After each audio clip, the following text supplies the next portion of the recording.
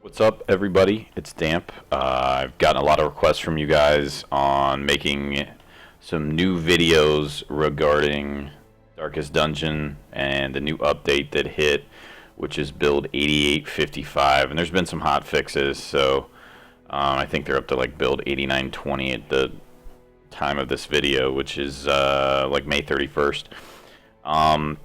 The first video I wanted to make today was to explain what I feel at this point is the best party composition in the game currently.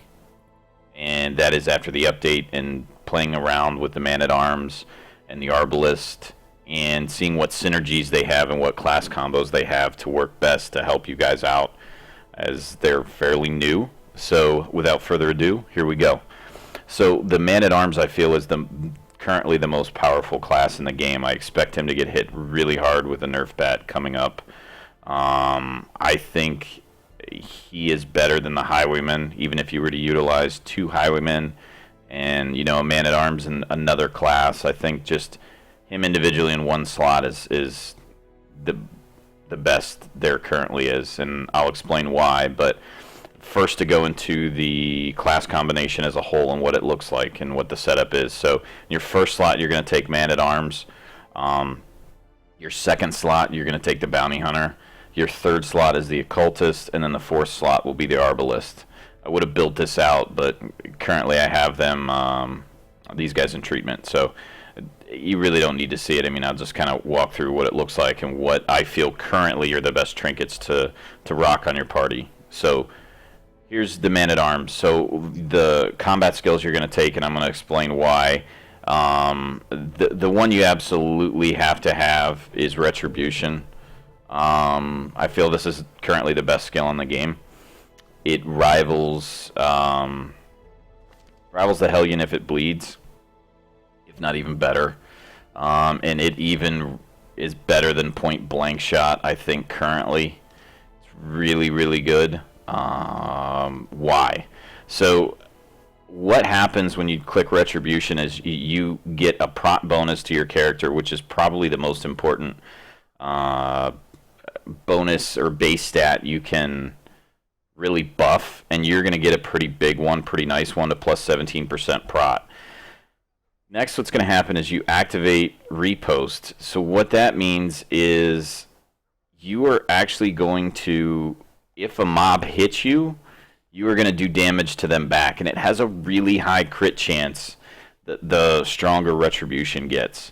So what's going to happen is you are going to mark yourself and encourage, almost like a taunt, somebody to hit you. And when you get hit, you take very little damage currently as your prot increases. And if you put a tough ring on yourself, you're like just a stone wall. You hardly take any damage. But this is I think the most powerful combat skill in the game currently. I'd expect it to be adjusted heavily with the next hot fixes or maybe the next big update.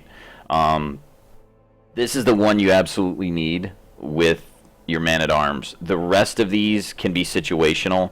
My recommendations would probably be Bellow, just in case you had two mobs or whatever that maybe were low health for whatever reason. Defender, and obviously Crush you're going to take as it's your main attack. But Defender can save an ally that's, I mean, you buff yourself again with prot, and you'll stand in front of an ally instead of them getting hit. So if you have somebody on death's door, you can protect them from getting hit. You'll take the blow instead, which is that's amazing in some of these dungeons when you get late game. So again, he takes hardly any damage. Retribution and Defender are extremely strong. And you can change out some of the others depending on your party composition. But for this one, I'm saying probably Bellow or Rampart is what you're going to utilize. Maybe Dodge and Speed to throw on a healer if he was a little low HP. I mean, they're pretty situational. These three are really the ones you need. Going into the camping skills, Encourage or Wound Care, this is going to be up to you guys. But the three you need to take: Weapons Practice. It's probably just as good as the Hellion Sharpened Spear, if not better. I think it's personally better, but he also can pick somebody else that can get it with Instruction, which is really strong too. If you stack camping skills on the Arbalist, they become an absolute monster if they crit. At level 3, they can crit over 50, which is almost the entire health of a boss. So again, I expect this to be adjusted, but currently tactics, which will give everybody dodge. I don't see dodge being that effective with this party composition that we have currently.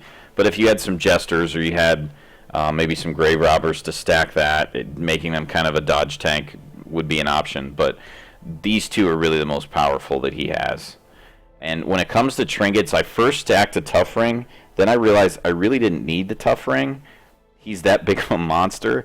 So I stacked crit to try and increase the retribution crit with the repost because he gets such a huge damage peak. And currently, right now, he crits for 55 at level 3 with repost. Sometimes it's been higher. But you'll also notice he has Slugger, he has Precision Striker. So this guy right here, Rab, is really OP currently. So I'm still thinking he would crit between 45 and 50. Extremely, extremely strong with a repost. Not only are you absorbing damage of nothing, you're dealing a ton of damage back to them, which is why I feel the Man-at-Arms is the best class. So I'll do another video just for the Man-at-Arms explaining why I feel in depth why he's the best class, and probably show you guys a little bit of combat and how he works. But moving on to the next character and why he's included. So next hero we're going to use is the Bounty Hunter.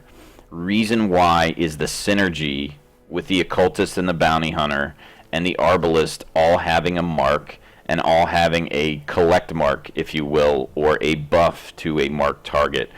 So because the Arbalist has a buff to a marked target or a damage increase to a marked target, as does the Bounty Hunter, and on top of that, the Occultist can mark and debuff with their mark. This would mean that if you had speed on your Occultist and they went first in a boss fight, for example, if you had quick draw maybe, or you stacked, where's the Feather Charm, or Feather Crystal rather, you could stack this. This right here would allow, usually would allow your Occultist to go first. I mean, there's a couple other trinkets. Trying to look fairly quickly so I don't bore the piss out of you guys, but there's another trinket that gives you, that's a rare one, hold on, there it is, quick draw, plus 8 speed on the first round, so you know you're going first with this. Now you're going last probably the rest of the turns, but you're essentially risking that they're going to go first, allowing you to mark the boss, meaning that on the first turn you're probably going to put out a ton of damage with your Bounty Hunter and your Arbalist. Just an idea, just a concept. If you want to play it safe, throw a tough ring on them. But the Occultist will allow you to mark for your Bounty Hunter and for your Arbalist, which we'll get into in a second. But I've already reviewed the Bounty Hunter and the Occultist and why they integrate so well. But on top of that, they're going to integrate even better now that there's an Arbalist here to help. I run Occultists in the 3rd slot in case you want to play them more offensively, giving them the ability to do Sacrificial Stab. But they still can heal from that 3rd slot too, so just my advice. Arbalist you run on the 4th slot. So obviously the Arbalist is new. She has the ability to heal, which is good. But you probably won't ever use her to heal because she's so powerful with damage from the back row.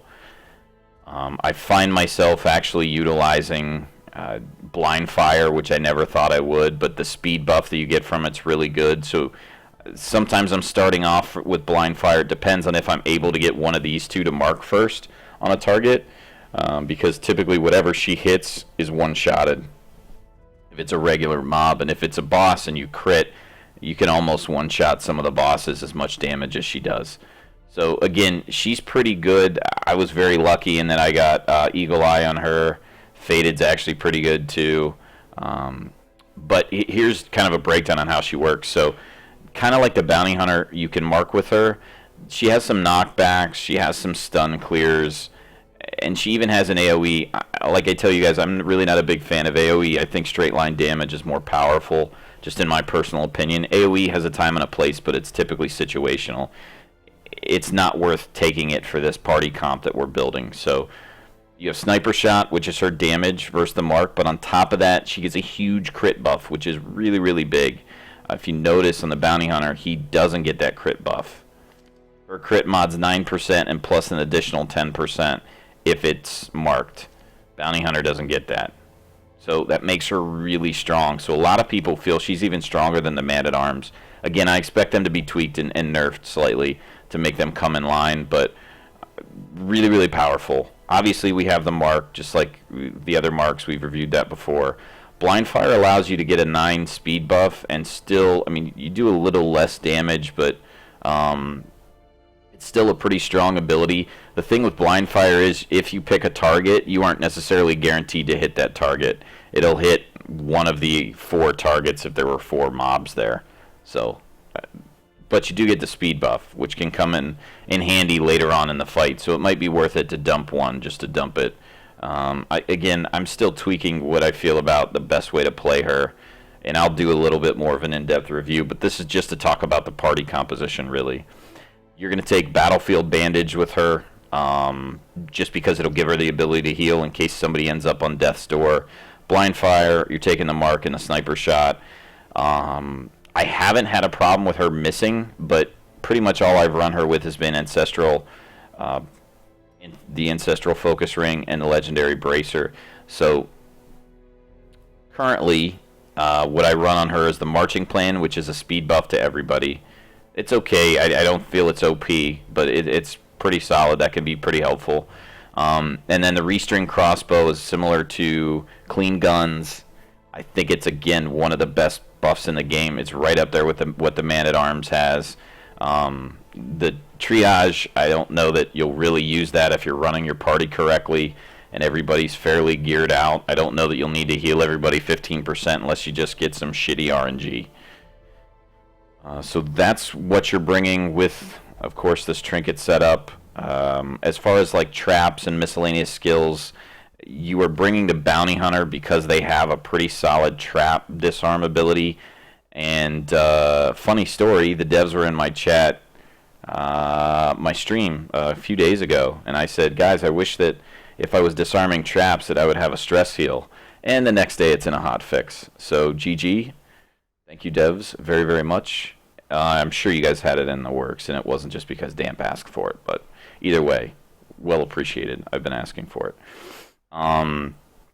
The things you're taking with your Occultist and your Bounty Hunter we've already talked about, so I'm not going to go into depth just to keep the video a little bit shorter. But Dark Ritual, Dark Strength, Unspeakable Commune. Then on the Bounty Hunter, Scout Ahead, Plan Takedown, and this is how we do it. Again, Focus Ring and Legendary Bracer I feel is pretty much the best combo you can run currently.